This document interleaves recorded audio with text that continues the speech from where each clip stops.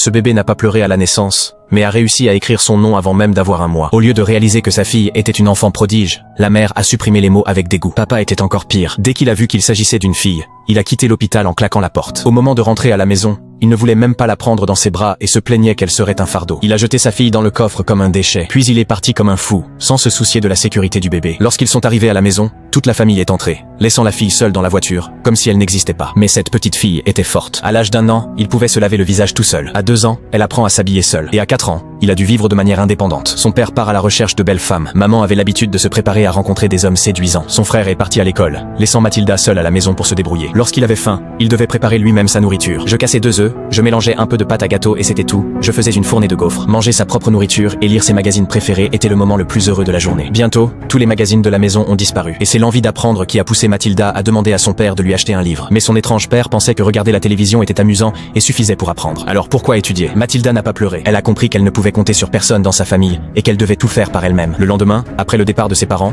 elle cherche l'adresse de la bibliothèque dans l'annuaire. Même si elle se trouvait à 10 km de chez elle, cela ne l'a pas empêchée de partir à la recherche des livres. Lorsqu'elle est arrivée à la bibliothèque, elle a demandé poliment à l'administrateur et s'est rendue directement à la section des enfants. Le gardien a été surpris de voir un si petit enfant non accompagné, ce qui n'était jamais arrivé auparavant. Mais Mathilda n'avait pas besoin de soins. Elle était la plus heureuse lorsqu'elle était assise sur le canapé en train de lire un livre. Depuis qu'elle a découvert la bibliothèque, elle s'y rend tous les jours, impatiente de dévorer les livres les uns après les autres et de trouver ce qu'elle cherche. Il a rapidement terminé toute la section des livres pour enfants et a commencé à lire d'autres types de livres. Même la bibliothécaire a été tellement émue qu'elle a fait une exception et a donné à Mathilda une carte de bibliothèque, lui permettant d'emporter des livres à la maison et d'économiser le temps de trajet. Le temps passe vite et Mathilda a déjà 7 ans. Elle a beaucoup appris dans toutes sortes de livres, mais elle enviait les enfants qui avaient des parents aimants. Pourtant, avec les livres, elle ne s'est jamais sentie seule. Lorsqu'elle a eu l'âge d'aller à l'école, elle a demandé à son père de l'y inscrire. Mais son père, qui pensait que Mathilda n'avait que 4 ans, l'emmena chez sa mère pour lui prouver qu'elle avait raison. La mère n'aida pas beaucoup, affirmant que la fillette avait 5 ans.